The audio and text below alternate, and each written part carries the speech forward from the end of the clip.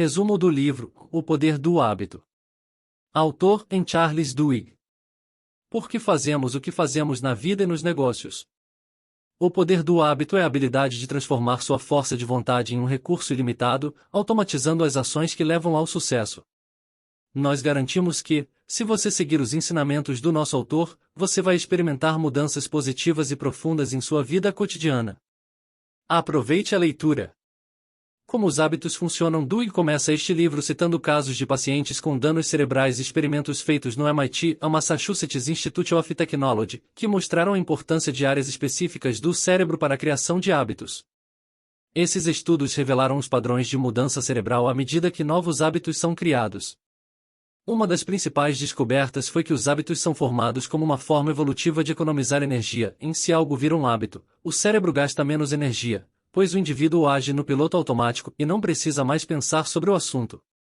Na verdade, os hábitos seguem um ciclo fechado ou padrão em loop, passando pelas seguintes fases. Gatilho, um sinal que ativa o hábito.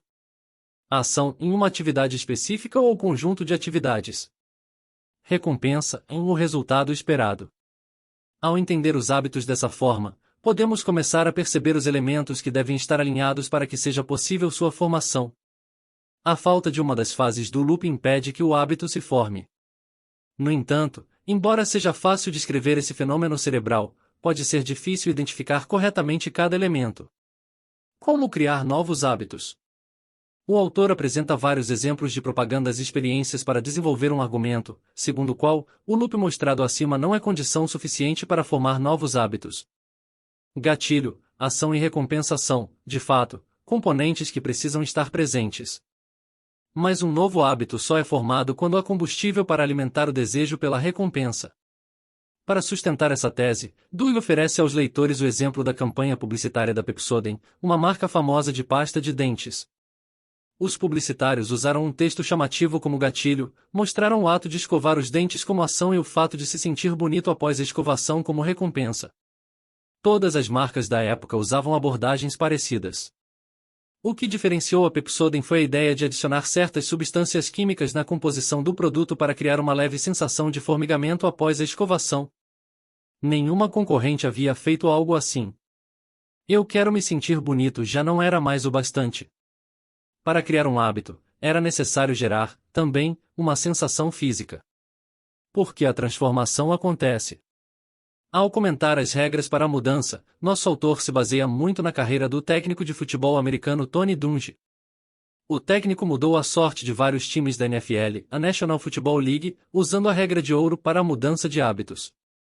A regra de ouro consiste no reconhecimento de que os hábitos ruins são muito difíceis de eliminar. Em vez disso, é preciso mudá-los, reprogramá-los, substituí-los por uma nova ação. O gatilho, a recompensa e o desejo permanecem iguais, mas a ação é mudada. O autor cita os mundialmente conhecidos 12 Passos dos Alcoólicos Anônimos como um dos mais duradouros programas de mudança de hábitos. Para sua formulação, foram feitas várias avaliações empíricas, com críticas específicas aos aspectos espirituais presentes no programa. Ao longo do tempo, muitas pessoas se beneficiaram dessa estratégia e sugerem que os 12 passos imitam o que agora sabemos sobre como o cérebro forma hábitos. Do ponto de vista espiritual, Duhigg sugere que a chave do sucesso não está na fé em Deus, mas no ato de acreditar em algo que importa.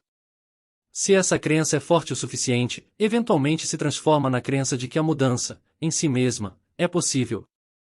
O autor relata os resultados de uma pesquisa de longo prazo, na qual os dependentes em recuperação descobriram que, sem algum tipo de crença, a mudança de hábito ainda era possível, mas, mais sujeita a recaídas. Portanto, reunir as pessoas e estimular a credulidade é essencial para a criação de mudanças de hábitos bem-sucedidas. Quais hábitos importam mais? Para responder a essa pergunta, o autor apresenta o estudo de caso da Alcoa, enorme empresa norte-americana de alumínio. A organização nomeou um certo Paul O'Neill como seu CEO. Contrariando o senso comum, O'Neill definiu a segurança dos trabalhadores como a nova prioridade da companhia. Stakeholders e acionistas se mostraram hesitantes no início e demonstraram rejeição à nova política, porém, em apenas um ano os níveis de receita, lucro e produtividade aumentaram. Você não pode pedir que as pessoas mudem, pois, não é assim que o cérebro funciona, dizia O'Neill. Eu sabia que a Alcoa tinha que se transformar. Então, decidi começar focando em apenas uma coisa. Se pudéssemos eliminar, pelo menos, um hábito, isso se espalharia por toda a empresa. Dito e feito. O sucesso não depende de conseguir todas as coisas funcionando perfeitamente, mas, em vez disso, depende de escolhermos uma ou duas prioridades, trabalhar nelas e as usar como poderosas alavancas ou pequenos sucessos que, por sua vez, criam um cenário ideal para que novos pequenos sucessos aconteçam. Quando a força de vontade se torna automática.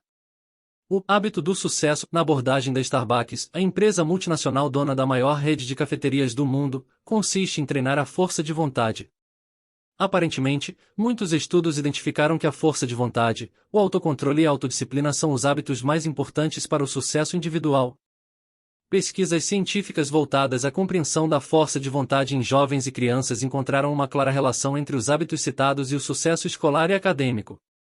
Os cientistas concluíram que a autodisciplina tem um efeito maior do que o QI, a quociente de inteligência, para o bom desempenho escolar. Portanto, é fundamental tornar a força de vontade um hábito em nossas vidas. Ao saberem disso, os gestores da Starbucks passaram a treinar a autodisciplina de seus funcionários para oferecer uma melhor qualidade no serviço e no atendimento aos seus clientes. Felizmente, a força de vontade pode, e deve, ser aprendida. Como os líderes criam hábitos? O Rhode Island Hospital tinha muitos hábitos ruins. Isso ficou evidente a partir da realização de uma série de cirurgias e outros procedimentos incorretos, além de erros presentes no ambiente de trabalho. Nosso autor utiliza esse exemplo para destacar que não há organizações sem hábitos. A diferença está apenas no fato de que, em umas, os hábitos foram deliberadamente projetados, em outras, foram criados espontaneamente sem planejamento. Todavia, no calor de uma crise, os líderes podem eliminar os hábitos indesejáveis e substituí-los por práticas virtuosas. Um estudo econômico pioneiro realizado por Nelson e Winter, renomados professores da Universidade de Yale, descobriu que, apesar da aparente racionalidade organizacional de muitas organizações, a maioria é guiada por hábitos orgânicos de longa data, formados por milhares de interações e decisões independentes de seus funcionários. Para esses autores, os hábitos são, na prática, as tristes escolhas silenciosas que amenizam a rivalidade de uma constante luta por poder e sucesso que ocorre no interior das empresas. O prolongamento indefinido desse cenário pode causar danos irreversíveis. O líder deve, então, aproveitar esses momentos de crise para criar novas rotinas de trabalho, gerando tréguas capazes de permitir que o trabalho seja feito. Obviamente, essas rotinas dependerão das características gerais de cada equipe de trabalho e das especificidades de cada empresa. Somos responsáveis pelos nossos hábitos? 2 estudos de caso formam a resposta do nosso autor a esse importante questionamento. O primeiro diz respeito aos problemas crescentes em torno de alguém que se tornou jogador compulsivo. O segundo é constituído por meio da observação do caso de um homem que assassinou sua esposa durante uma noite em que foi acometido de terror noturno. O hábito do homem viciado em jogos de azar cresceu lentamente ao longo dos anos. Inicialmente, ele tinha a sensação de que o vício era perfeitamente gerenciável.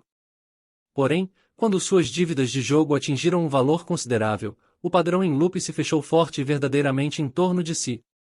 Os cassinos, notadamente, utilizam uma série de técnicas e diferentes estratégias para prender os jogadores. Nos Estados Unidos, por exemplo, o setor é mais lucrativo que nunca, à medida que, atualmente, sabem como explorar os hábitos. O caso do terror noturno foi encerrado na justiça, pois, ainda que fosse incontestável que o homem tivesse assassinado a esposa, ele mesmo não contestou isso em seu julgamento. O tribunal decidiu que ele não estava no pleno controle de suas ações. O autor compara ambos os casos e observa as semelhanças em termos de automação do cérebro. No entanto, uma distinção fundamental entre os dois é feita: o jogador poderia ter previsto o resultado de seu hábito. Quanto ao segundo caso, o homem, de fato, não poderia ter evitado o trágico incidente, uma vez que, embora sempre tenha sofrido desse mal, nada o levava a crer que o distúrbio o levaria a colocar em perigo sua vida ou a daqueles que o cercam. Dweck conclui essa interessante obra sugerindo que nossas vidas estão cheias de hábitos que sabemos que existem.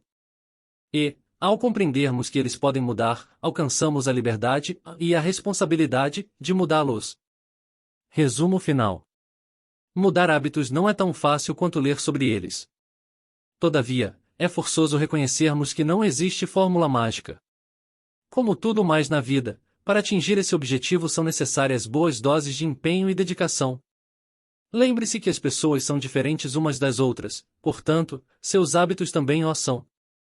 Sendo assim, você deve identificar a sua rotina, experimentar diferentes formas de recompensa, isolar a sua deixa e, sobretudo, ter um plano voltado às suas características pessoais. Fim.